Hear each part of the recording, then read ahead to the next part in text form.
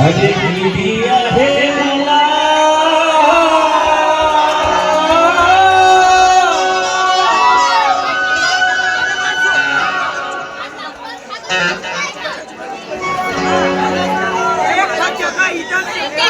गिरिया है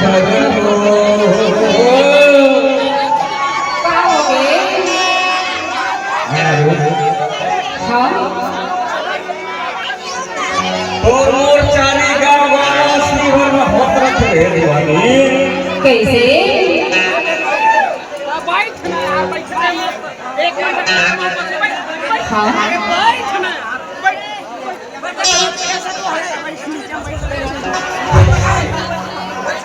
मैडम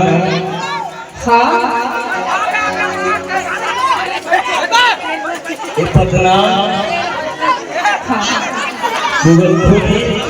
अत्याचारी बदनामी से डरता मैं आ रहा हूँ। कैसे मैंने अपन तो जन्मों जन्म माया का रहा हूँ। महो माया का चाहे इतनी उठे ते मैं देती हूँ ऐसे चाहे देती उठे ते नहीं देती हुआ वो अच्छा अपन जिंदगी भर पर माया का दिखा दीवानी तो इरादा का है तो बता अजबले काहे के लिए खवाले मोला तो कई थी बहाना ना हाँ मैं देखता हूँ अरे नहीं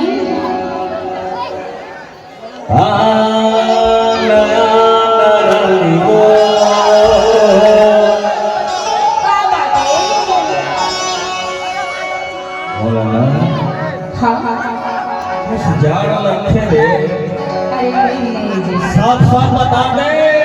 माया का पक्ष में नहीं दिल से बता दे वो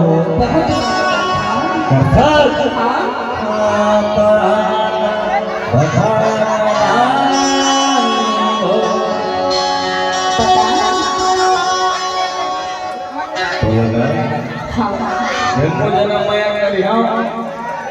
मैं परिवार सहित बल माया का